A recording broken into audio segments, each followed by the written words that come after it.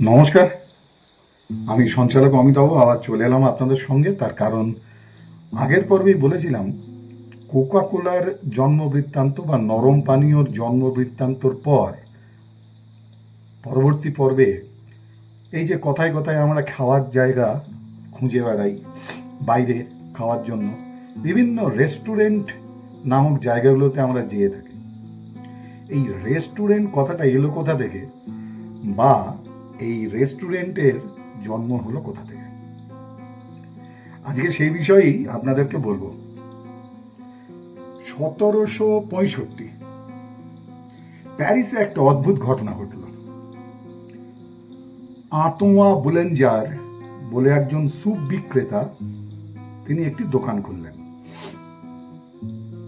এই আঁতোয়া বুলেঞ্জার স্যুপ বিক্রি করতে করতে যখন সিদ্ধান্ত নিলেন যে একটা ছোট্ট দোকান করবেন, দোকানে তিনি কিন্তু কোনো কিছু জাঁকজমক কিছু করলেন না। সাধারণ দোকান, কাঠের টেবিল চেয়ার আর তার ওই এক হাঁড়ি গরম স্যুপ, এছাড়া আর কিছুই তার সেই দোকানে ছিল না। শুনে মনে হতে পারে আপনাদের যে এটা খুব সাধারণ একটা ঘটনা, কিন্তু মজার ব্যাপার, এরকম ঘটনার সঙ্গে আমরা সবাই পরিচিত। কেউ কেউ ছোটোখাটো দোকান করেন আর সেখানে এরকম কেউ নানান জিনিস, এক একটা জিনিস বিশেষত্ব হিসাবে তারা রাখেন। তো এর মধ্যে এমন কিছু আহামরি ব্যাপার তো নেই। কিন্তু 250 বছর আগে, তখন বাইরে খাবার মানে ছিল ইন বা ট্যাডার্নে গিয়ে খাওয়া। এই খাওয়ার ক্ষেত্রে কিন্তু সেখানে একটা বাধ্যতামূলক বিষয় থাকতো, সেটা হচ্ছে সেখানে রাত কাটাতে হবে। মানে সরাইখানা যেরকম হয়, যে সেখানে রাত্রিবাস করতে হবে, তবেই আপনি খাবার খেতে পারবেন, অর্থাৎ খেতে গেলে থাকতে হবে। কিন্তু এই আঁতেয়া বুলেঞ্জার ভাবলেন, কেন শুধু খাওয়ার জন্য একটা জায়গা থাকবে না, কেন থাকতে হবে? এবং সেই ভাবা মাত্রই তিনি সিদ্ধান্ত নিয়ে দোকানটা খুলেছিলেন যে মানুষ খাওয়ার জন্য আসবে, থাকার জন্য নয়। এবং ঘর ভাড়া না করেই তারা খাবার দাবার খেয়ে আবার বাড়িতে চলে যেতে পারবেন। তার যে সেই গরম স্যুপ তিনি যেটা ওখানে বানাতেন, সেই গরম গরম স্যুপের নামই ছিল রেস্টুরেন্ট। রেস্টুরেন্ট মানে কোনো খাওয়ার জায়গা নয়। 250 বছর আগে এই বুলেঞ্জার যেটা গরম স্যুপ নির্মাণ করেছিলেন, বানাতেন তার সেই দোকানে, তার নাম ছিল রেস্টুরেন্ট, যেটা মূলত এসেছে ফরাসি শব্দ রেস্টুরের থেকে। রেস্টুরের এর অর্থ হচ্ছে পুনরুজ্জীবিত করা, পুনরুজ্জীবিত করা বা মন প্রাণ দিয়ে ফিরিয়ে আনা।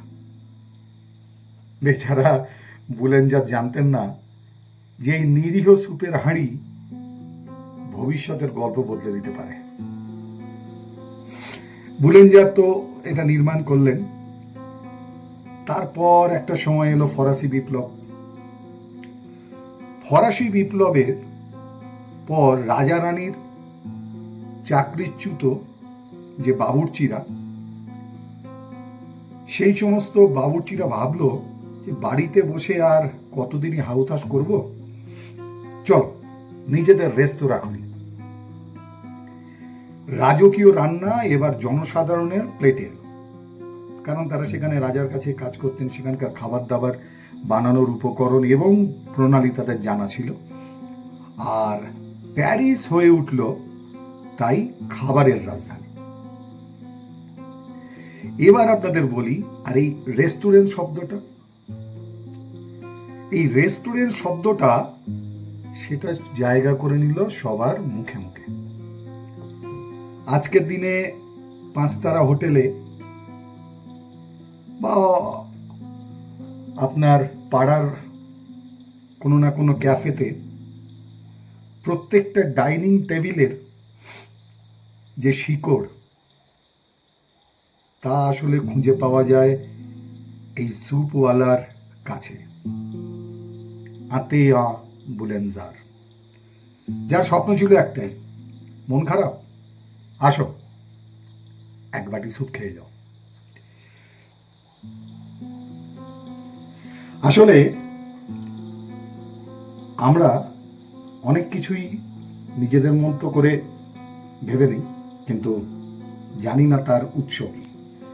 তাই আজকের পর্বে আতেয়া বুলেনজার 250 বছর আগে প্যারিসের বুকে যে স্যুপ বিক্রেতা, তার স্যুপের নাম দিয়েছিলেন রেস্টুরেন্ট, বর্তমানে তাকে সব জায়গায় খুঁজে পাবেন, যেখানে তিনি তার সেই ইতিহাসের পদচিহ্ন রেখে গেছেন। এটাই ছিল রেস্টুরেন্টের, আজকের যে রেস্টুরেন্ট তার জন্ম বৃত্তান্ত। আগামী পর্বে আবার এরকমই নতুন কিছু নিয়ে আবার দেখা হবে আপনাদের সঙ্গে। ততক্ষণের জন্য বিদায় নিচ্ছি আমি।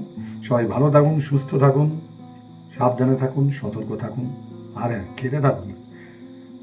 রেস্টুরেন্টে গিয়ে অন্তত খাওয়ার সময় ওই স্যুপওয়ালা আতে আ বুলেনজার, তাকে একটা ধন্যবাদ জানাতে ভুলবেন না। তাহলে বিদায় নিচ্ছি আজকের মতো। শুভরাত্রি।